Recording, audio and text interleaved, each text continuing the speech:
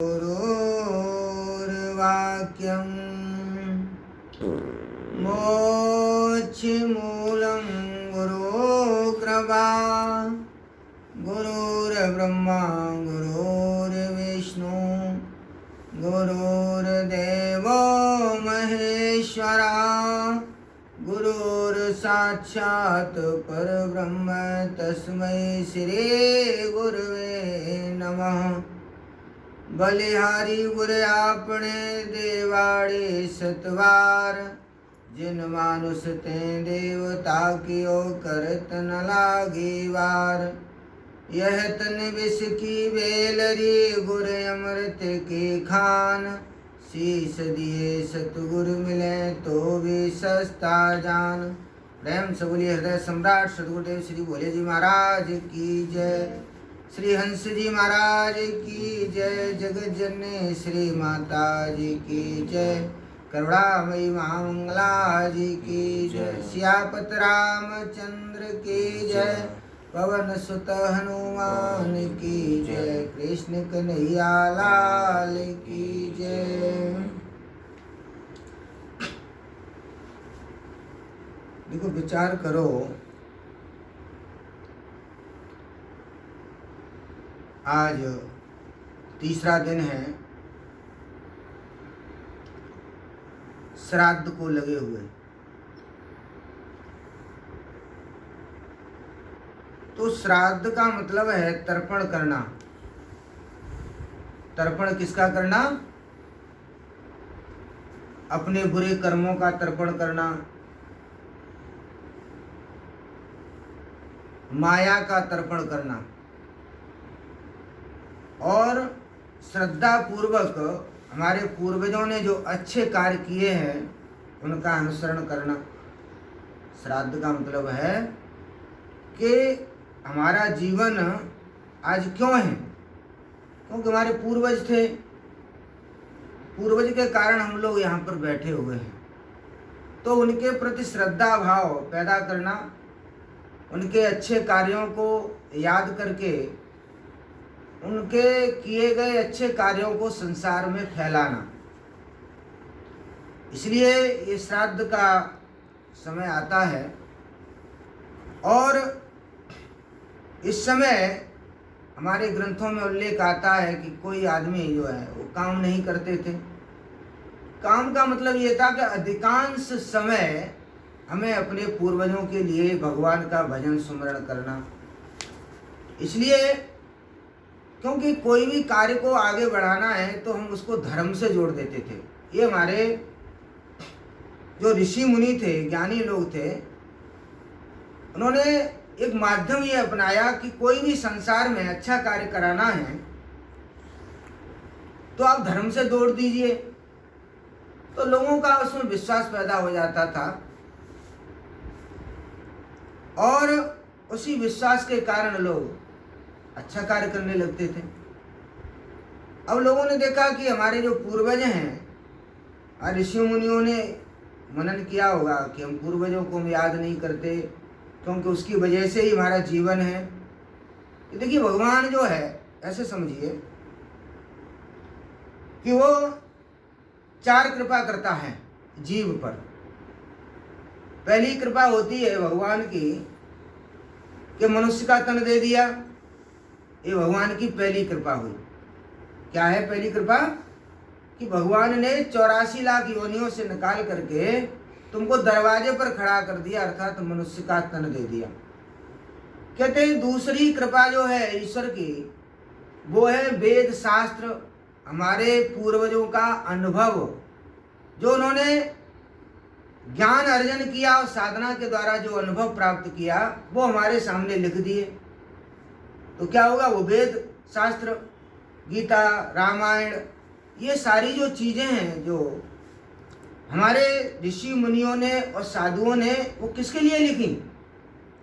हमारे लिए लिखी। तो ये कहते हैं ये दूसरी कृपा है। तो कहते हैं तीसरी कृपा क्या है भगवान की?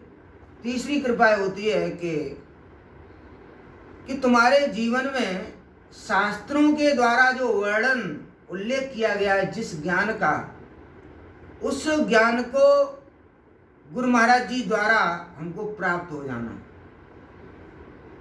भगवान कृष्ण गीता में यही कहते हैं, वो ये कहते हैं कि आत्मज्ञानी गुरु के पास जाना चाहिए। कैसे गुरु के पास जाना चाहिए? जो आत्मा के बारे में जानता है, जो समझा सकता है, जो परिलक्षित करा सकता है, बोले उसके पास जाना चाहिए। बोले अगर वो गुरु महाराज जी आत्मज्ञानी मिल गए तो कहते हैं भगवान ने ये तीसरी कृपा कर दिया। और जो चौथी कृपा होती है, हमारे ऋषि मुनि कहते हैं कि वो अपनी कृपा होती है।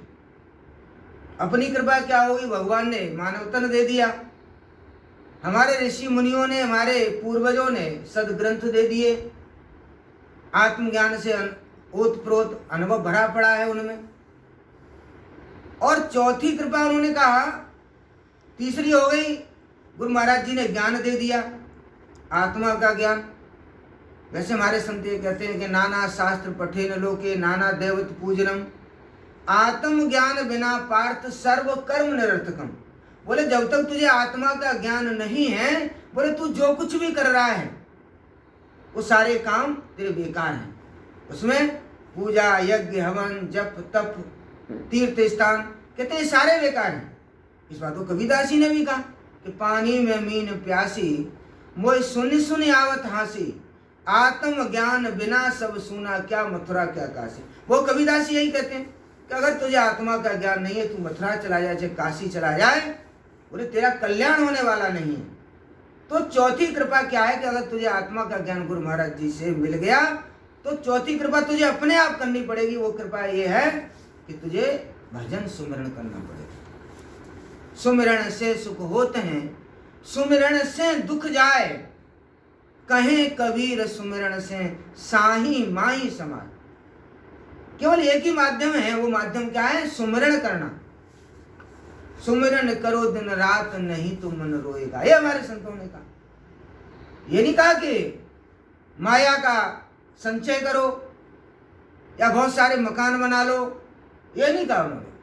केवल यही कहा कि दुनिया में जब आए हो चौथी कृपा करो। और वो चौथी कृपा क्या है कि जो सदगुरु महाराज जी से, तत्व ज्ञानी गुरु महाराज जी से जो आपको ज्ञान प्राप्त हुआ है, आत्मा का ज्ञान प्राप्त हुआ है। ऐसा नहीं कि कानावाती गुरु, तू चेला में गुरु, 1.25 रुपया धर चर्च तरचय मर, मैंने ठेका नहीं ले लिया है। कबीरदास ने इसीलिए कहा बहुत गुरु हैं इस जग माही। संसार में बहुत सारे गुरु हैं, लेकिन वो कैसे हैं? हरे द्रव्य भव दुख को नहीं। धन को मांगने वाले, बोले 1 से 1 रुपये रसीद कटा दो, 501 की रसीद कटा दो, एक ले। आजकल मंदिर में हो क्या रहा है कि जो ज्यादा चढ़ावा दे देता है पंडा को या पुजारी को, वो कहते चलो भैया हम पहले दर्शन करा देंगे। अरे भाई, अगर ये दर्शन ऐसे हो जाते हैं, देखिए इसीलिए नरसिंह मेहता हुआ हमारे क्या कहता है कि दर्शन दो घनश्याम नाथ मेरी अखियां प्यासी रे। वो क्या कहते हैं कि हे भगवान मुझे दर्शन दो, मेरी आंखें प्यासी हैं। और कहते हैं कि मैं हर मंदिर में गया, लेकिन हर मंदिर में गया तो क्या देखा? बोले तेरी मूर्त देखी। जहां जहां मैं गया मंदिर में तो मूर्त तो देखी, लेकिन तेरी सूरत नहीं देखी। बोले सूरत देखने के लिए हमें तत्व ज्ञानी गुरु की आवश्यकता है। मंदिर मंदिर मूर्त देखी, फिर भी ना देखी सूरत तेरी, ये कहा हमारे संतों ने। तो कहते हैं चौथी कृपा जब आदमी स्वयं करता है। अगर तुम्हें भूख लगी है तो स्वयं आपको भोजन करना पड़ेगा। ऐसा नहीं है कि मम्मी पापा से आप लोग कह दें या मित्र से कह दें कि भैया तुम मेरे बदले भोजन कर लो, संभव नहीं है। ऐसे ही अपने कल्याण करने के लिए, अपना उत्थान करने के लिए आपको भजन करना पड़ेगा। तो मैं ये समझा रहा था कि श्राद्ध क्यों करते हैं कि जो दूसरी कृपा है वो कृपा किसकी? हमारे पूर्वजों की है, हमारे ऋषियों मुनियों की है। तो उन्होंने जो अनुभव से हमको दिया है, वो गीता है, वो रामचरितमानस है, हमारे वेद शास्त्र हैं, जो उन्होंने अपने अनुभव के द्वारा जो लिखा, वो अनुभव हमारे लिए क्या करते हैं? एक मील का पत्थर के समान काम करते हैं। जैसे हमको दिल्ली जाना है, तो जैसे हम दिल्ली की तरफ बढ़ते हैं तो वो मील का पत्थर हमको ये बताता है कि यहाँ से दिल्ली अब 200 किलोमीटर है तो अब रहेगी कितनी, 199 रहेगी, फिर 180 रह गई, 160 रह गई। इसका मतलब है वो मील का पत्थर ये बता रहा है कि आप दिल्ली के नजदीक पहुंच रहे हैं। ऐसे ही हमारे वेद शास्त्र है, गीता है, रामायण है। अगर हमें ज्ञान प्राप्त हो गया है सतगुरु से, तो इनका हम जब सहारा लेते हैं तो ये हमको ये बताते हैं कि आप भगवान के नजदीक पहुंच रहे हो, ये हमारा वो करते हैं। तो इसीलिए ये श्राद्ध जो है, अभी नहीं, जो श्राद्ध है वो हमको ये समझाता है कि हम अपने पूर्वजों को याद करें, और उन्होंने जिस रास्ते पर वो चले, कहते महाजन ये न गता सपंता, महापुरुष इस रास्ते पर चले, वही रास्ता वो ज्ञान का रास्ता, वही रास्ता हमारा रास्ता है। इसलिए हमको रोजाना अपने पूर्वजों को 15 दिनों में सारे कामों को छोड़ करके, इसलिए अब लोगों ने तो धर्म से जोड़ दिया, ऐसा नहीं है कि कुछ मत करो। मतलब हमारे संतों ने ये कहा कि अच्छे कार्यों को करने के लिए हमने जो धन को अर्जन किया है, शरीर को बलवान बनाया है, तो भजन साधना करें, धन ज्यादा है दान पुण्य करें, जो गरीब असहाय लोग हैं उनका हम सहारा बने, जो वृद्ध लोग हैं उनका भी हम सेवा करें। इसलिए ये सारी चीजें कि जो हमारे लिए जिन्होंने जीवन पर्यंत अच्छे काम किए, हमारे लिए कृत्य किया, और हम लोग क्या करते हैं कि अपने माँ बाप का सम्मान नहीं करते हैं, और तो और उनको खाना पीना तक नहीं देते हैं, और क्या करते हैं जाकर के वृद्ध आश्रम में हम उनको भर्ती करा देते हैं। तो इसलिए क्या ये श्राद्ध इसलिए आते हैं, बहुत सारे अखबार में आज पढ़ते रहते हैं कि श्राद्धों के दिन एक परिवार ने अपने माता पिता को निकाल दिया और वृद्धाश्रम में उसने शरण ली, तो इससे क्या पूर्वज प्रसन्न होंगे? बाहर हम लोग कितना ही दान पुण्य कर लें, इससे कोई फायदा होने वाला नहीं है। जो हमारे माता पिता है, जो हमारे पूर्वज हैं, अगर हमने उनके लिए इन दिनों में अच्छे कार्य नहीं किए, सत्संग, सबसे हमारे संतों ने कहा सत्संग करो। सत्संग में क्या होता है, ये जीवात्मा कहीं जाती नहीं है, किसी ना किसी रूप में यहीं पर रहती है, तो वो भी इन दिनों आकर के अगर हम उनके निमित्त उनको याद करके अगर हम सत्संग करते हैं तो वो सुनते हैं, क्योंकि सत्संग ही एक ऐसा माध्यम है कि जिसके द्वारा उनका कल्याण हो सकता है। भाई गोकर्ण ने अपने भाई धुंधकारी का कैसे कल्याण कराया? सत्संग के द्वारा कराया। तो कहते हैं अगर हमें अपने पूर्वजों का उत्थान करना है, अगर वो 84 लाख योनियों में भटक रहे हैं, तो सत्संग रोजाना अपने घर में सत्संग कराएं, संत महात्माओं को बुलाएं, जिससे क्या होगा कि वो आकर के किसी न किसी रूप में सूक्ष्म रूप में सुनेंगे और उनका कल्याण हो जाएगा, जैसे धुंधकारी का हो गया। तो इसीलिए हमें भी